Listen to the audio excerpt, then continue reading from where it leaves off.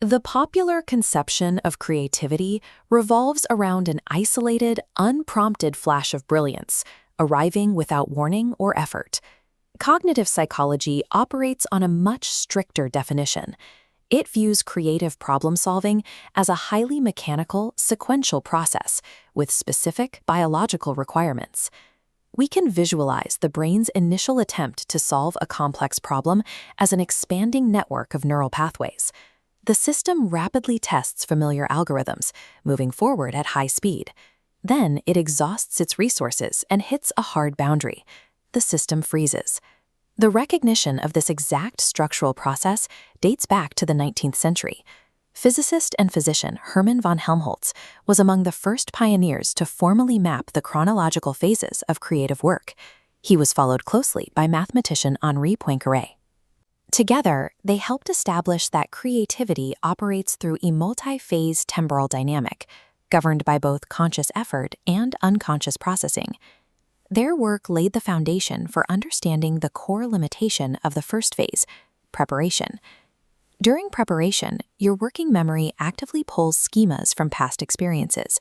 It applies known heuristics to the current challenge. But by definition, a truly novel problem cannot be solved using only the patterns you already know. Because working memory relies entirely on past data, it is computationally inadequate for generating original structural frameworks on its own. For a genuine creative breakthrough to occur, the brain's conscious, logical system must run out of options. It must deliberately fail. This diagram outlines the brain's architecture during problem solving. At the center is a strict, narrow bottleneck, conscious attention. Below it lies the vast, complex semantic network of long-term memory, where all acquired knowledge and concepts are stored. Attention functions as a rigid general controller. It dictates exactly which pieces of information are retrieved from long-term memory and allowed into the limited space of working memory. When working memory tests every known option and fails, the system reaches the point of creative frustration. This is the cognitive impasse. The attention filter becomes entirely overloaded with failed attempts, and the system hangs, much like an overburdened computer processor. At this stage, emotional tension builds. Apathy, exhaustion, and irritation set in. In response to the frustration, the brain actually hyperfixates on the problem. It rigidly locks onto incorrect stimuli and existing stereotypes, actively blocking any new or unrelated information from entering working memory. How an individual reacts to this impasse determines the outcome. Many exhibit destructive responses, rationalizing a mediocre idea or succumbing to apathy and abandoning the problem.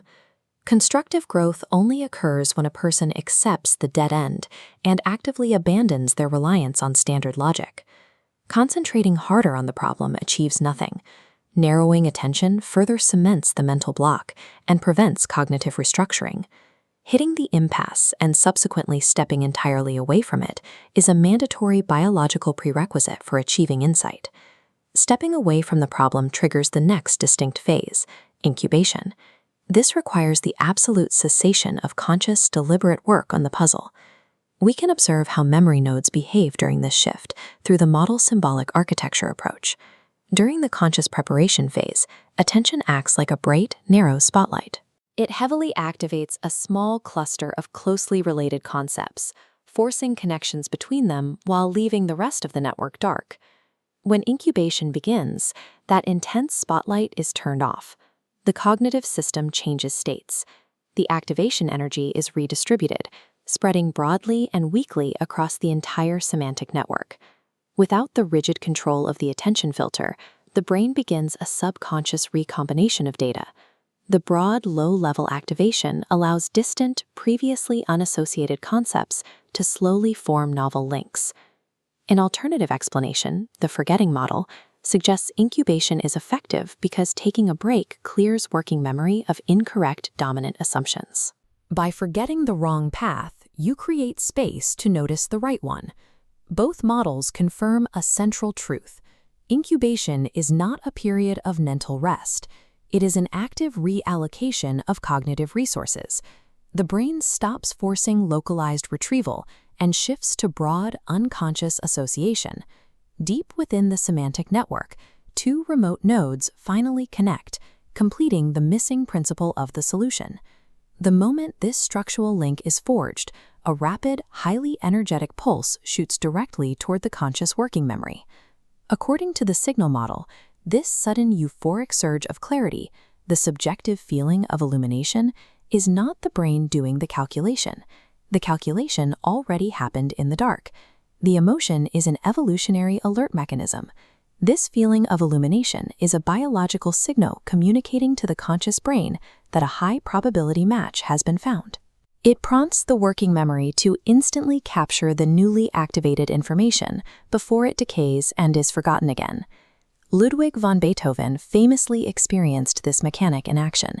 He recalled composing a beautiful canon in a dream while riding in a carriage. Upon waking, the melody vanished from his working memory. It wasn't until the next day, returning to the exact same physical environment of the carriage, that background processing successfully signaled the melody back into his conscious mind to be written down. The profound emotional rush of a breakthrough serves a specific adaptive function. It is the subconscious mind forcing the conscious brain to pay immediate attention to a fragile, newly formed cognitive link. Because a breakthrough can feel instantaneous and occur without analytical proof, it is frequently confused with intuition. While both phenomena rely heavily on subconscious processing, their mechanical outputs are distinctly different. In 1998, cognitive researcher Gary Klein studied the decision-making processes of firefighters in life-or-death environments to isolate how intuition functions. He documented a commander who ordered his crew to instantly evacuate a burning floor without consciously weighing alternatives. He simply felt a sudden urgency that something was wrong. Moments after they evacuated, the floor collapsed. The commander bypassed logical evaluation, matching a subconscious pattern directly to an immediate physical action. This identical mechanism operates outside of physical danger. Starbucks founder Howard Schultz experienced a similar flash of certainty while sitting in an Italian cafe, immediately recognizing the atmosphere he needed for his coffee houses. Intuition is the brain leveraging deep, domain-specific expertise to output an immediate behavioral decision. It skips the logical architecture entirely, which is why individuals relying on intuition often cannot explain why they made their choice in the moment. This flowchart illustrates the structural divergence. Intuition moves directly from a subconscious match to an action. The creative process, however, produces a structural concept, a theory, a design, or a melody. Because it is a concept rather than an immediate action, it must cross a final boundary: verification. The intense subjective euphoria of that initial breakthrough is functionally useless if the raw idea is wrong. During verification, the conscious brain re-engages its logical tools to test the new concept against the strict conditions and constraints of the original problem. If the idea fails this logical proof, the creative process does not end. The system simply loops back. The brain returns to the point of creative frustration or retreats back into the incubation phase to begin the subconscious search again. The duration of this final verification phase varies wildly. Confirming the right phrasing in a conversation takes seconds. Proving the viability of a newly conceptualized scientific theory takes decades. The timeline is variable, but the underlying cognitive architecture remains rigid. The creative process is a constant, necessary toggling between rigorous conscious analysis, the biological requirement of cognitive frustration, and the broad associative power of the subconscious semantic network.